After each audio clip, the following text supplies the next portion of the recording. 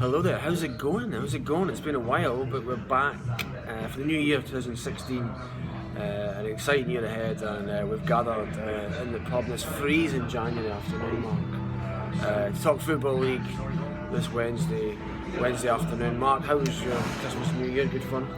Very busy, but very good. Always like Christmas and New Year. Yeah.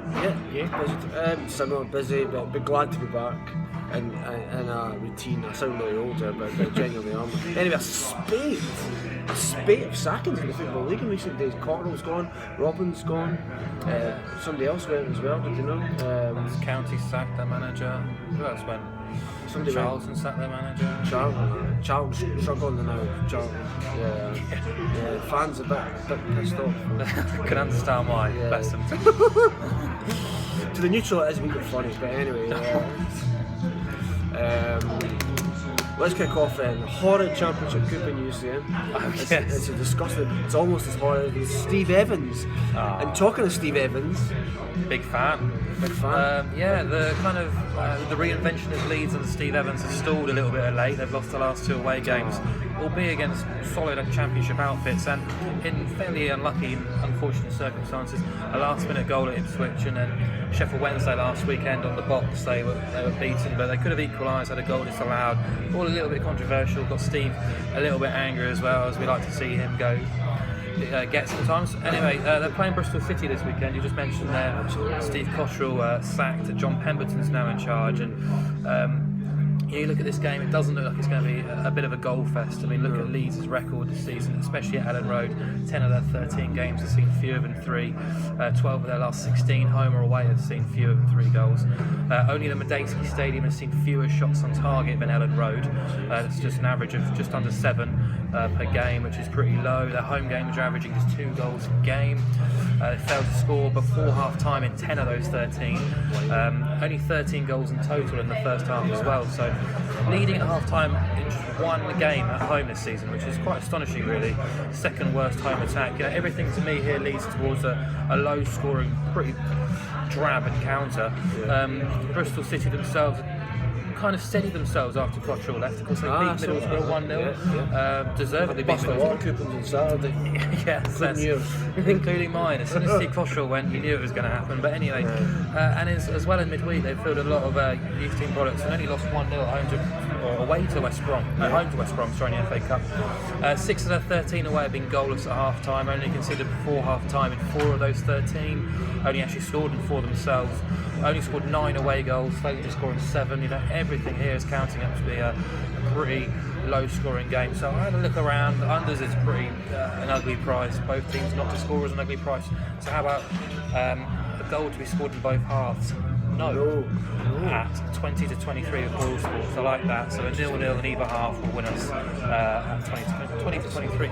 Interesting market. I think that's the first time you've ever gone with that market.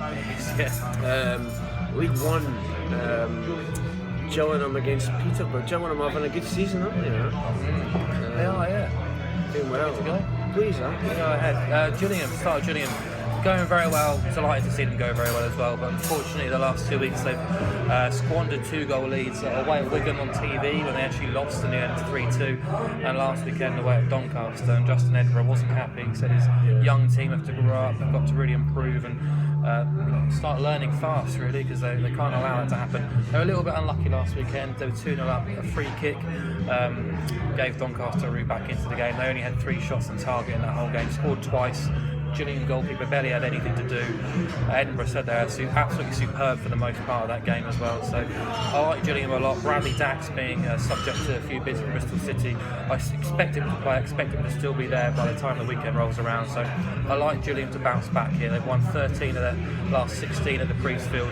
The home record since Edinburgh arrived is 14 wins, 4 draws and 3 defeats. They've scored at least twice in 15 of those 21. They've actually kept 6 clean sheets at home this season, which is quite surprising. A lot of people think Gillingham are always involved in high-scoring games. Well, only 4 clubs have allowed fewer shots on target, so defensively they're quite handy as well. Posh, like Middlesbrough before, scuppered me last weekend. Hillbrow, Southend went to Peterborough and really shut up shop and deserved to get a point. Peterborough a bit flat last weekend, but they've lost Connor Washington this week, signed by QPR. He's been absolutely superb since Wesley arrived.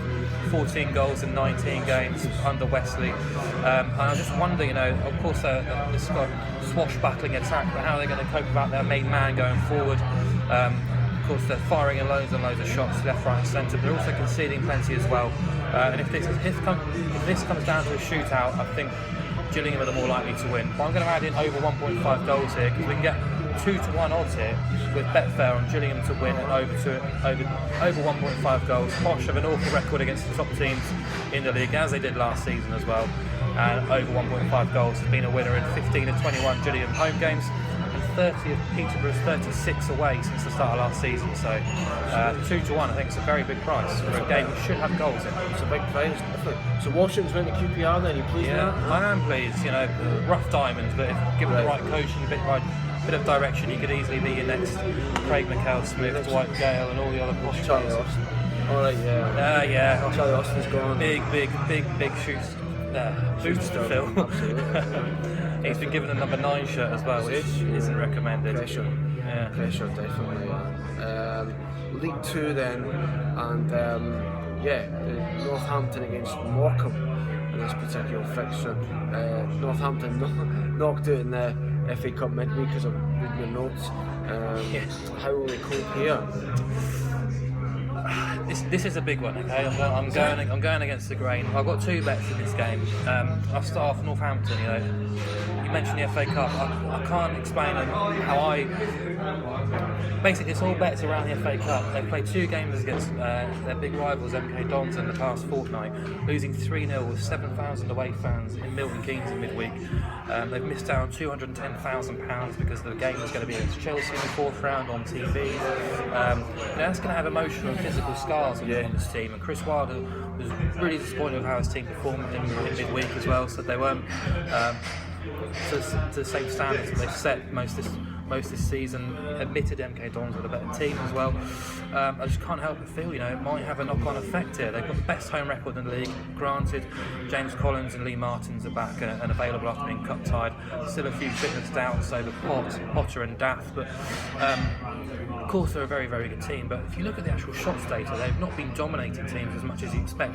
They're clinical going forward, but if you look at their shots data, they're actually a mid-ranking sort of 8th to 12th team in League One. So I think there's definitely room to oppose Northampton here. I'm going to get Morecambe on side, back them with a plus 0.5 Asian handicap at 23-20. Morecambe have an absolutely outstanding record against the top half away teams. We're playing away, sorry. It's unbelievable. I'm just trying to find it in my stats here. Since the start of last season, they've won 8, drawn 4, and lost 3 at top half teams. They've avoided defeat in 80% of matches. And if you put £10 on Morecambe in all of those matches, you'd be up £202. They love scuppering the big boys at big odds when playing away from home. Sean Miller and Jamie Devitt are in formidable form at the moment. Morecambe are out of their mid-season rut at the moment. They've taken 8 points in the last 12. They're the top away scorers with 25 goals and 13. You can back them at 5-2 to score 2 goals or more, but if Morecambe are going to win this game, which I think they've got a fantastic chance to do, they're not going to do it with a clean sheet. Northampton have scored in 28 of the last 31 home games dating back to November 2014. So Morecambe to win, both teams have scored, is 8-1, and that's what I'll be backing, as well as Morecambe to avoid defeat. Wow, excellent, good shout. Well, I get your angle in Northampton. That must have been a sore defeat to take, definitely. And Morecambe, we saw it last year as well in the P&L table. They did really well against big sides, big prices, and you get the impression that this is a side that are looking, in 5 years' time when we're back in the Conference North, this will be seen as a halcyon period for the club. But let's leave it there. 9 minutes in, we're back again next month, probably another video, so please do join us for that. See you there.